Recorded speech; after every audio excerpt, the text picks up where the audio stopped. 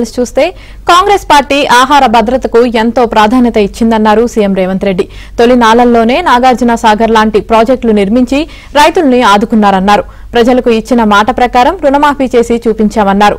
ఎన్నికలు లేకపోయినా తామిచ్చిన మాట నిలబెట్టుకున్నామన్నారు. మా పరిపాలన దక్షత కాంగ్రెస్ పార్టీ గురించి ఒక మాటలో చెప్పాలి అని అంటే పండిట్ జవహర్లాల్ నెహ్రూ గారి నుంచి మొదలు పెడితే లాల్ బహదూర్ శాస్త్రి వరకు దేశ భద్రత ఆహార భద్రతకు అత్యంత ప్రాధాన్యత ఇచ్చినాం. అందుకే ఆనాడు జై జవాన్ జై కిసాన్ అనే నినాదంతో కాంగ్రెస్ పార్టీ ప్రజల దగ్గరికి వెళ్ళింది. జవహర్లాల్ నెహ్రూ గారు హరిత విప్లవాన్ని తీసుకొస్తే లాల్ బహదూర్ శాస్త్రి గారు ఆహార భద్రతకు సంబంధించిన నిర్ణయాలు తీసుకున్నారు. ఆనాడు బాక్రానంగల్ డ్యాం నుంచి మొదలు పెడితే ఈనాడు నల్గొండ జిల్లాలో ఉన్న నాగార్జున సాగర్ వరకు ఆనాడు పండిట్ జవహర్లాల్ నెహ్రూ గారు ప్రధానమంత్రిగా తొలినాళ్లలోనే వ్యవసాయ రైతుల యొక్క కష్టాలను గుర్తించి బీడులుగా మారి ఎడారులుగా ఉన్న ఈ దేశాన్ని పచ్చని పైరులతో తీర్చిదిద్దాలి అని చెప్పి సాగునీటి ప్రాజెక్టులను నిర్మించి రైతులను ఆదుకోవడం జరిగింది.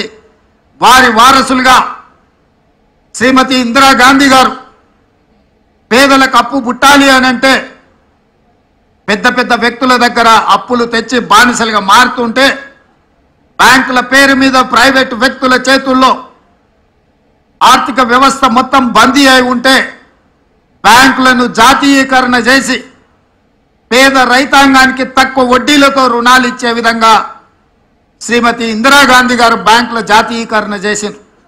సెప్టెంబర్ 17, 2023 నాడు తుక్కుగూడ రంగారెడ్డి జిల్లాలో రాజీవ్ గాంధీ ప్రాంగణంలో శ్రీమతి సోనియా గాంధీ గారు 6 గ్యారెంటీలను ఇస్తే ఆ 6 గ్యారెంటీలను అమలు చేయడానికి నా సహచర మంత్రివర్గ సభ్యులందరూ కూడా సంపూర్ణంగా నాకు సహకారాన్ని అందించి అండగా నిలబడ్డారు. కాబట్టి ఈ రోజు మళ్ళీ 6,198 కోట్ల రూపాయలు రెండో విడత రైతు రుణమాఫీ ఈ వేదిక మీద నిలబడి నేను చేయగలుగుతున్నాను. ఇది మా చిత్తశుద్ధి. మా చిత్తశుద్ధిని ఎవరు శంకించలేరు, మా ప్రణాళికల్ని ఎవరు ప్రశ్నించలేరు. అందుకే ఈరోజు ఇంత మంచి కార్యక్రమాన్ని ఆలస్యం చేయొద్దు. 2 వారాలు కూడా పూర్తి కాలే.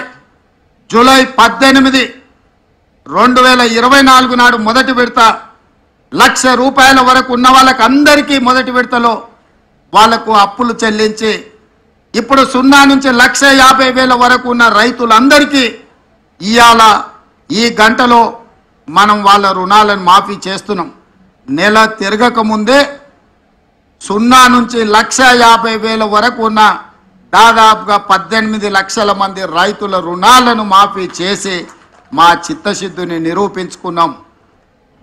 ఇక 0 నుంచి 2 లక్షల వరకు ఉన్న రైతు రుణమాఫీని ఆగస్టు నెలలో చేసి ఆగస్టు నెల రైతులకు దేశానికి ఎట్లయితే స్వతంత్రం వచ్చిందో, పరాయి పీడనలో విముక్తి కలిగిందో, బ్యాంకుల నుంచి అప్పు రుణ విముక్తులను చేసి స్వేచ్ఛ జీవులను రైతులను చెయ్యాలనేదే మా ఆలోచన. జూలై నెల, ఆగస్టు నెల చరిత్రలో లిఖించదగిన నెలలు. నేను ఒక్క మాట స్పష్టంగా చెప్పదలుచుకున్నా.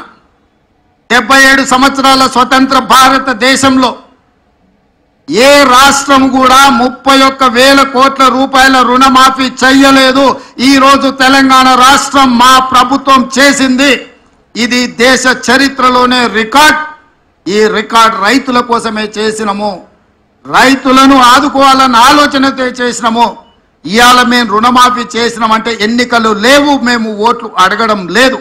ఎన్నికలు ఉన్నప్పుడు ఓట్లు అడిగినప్పుడు రాజకీయ పార్టీలు ఇట్లాంటి నిర్ణయాలు చేస్తాయి తప్ప రాజకీయ ప్రయోజనం లేకుండా రైతు ప్రయోజనం కోసం ఎప్పుడు జరగలే.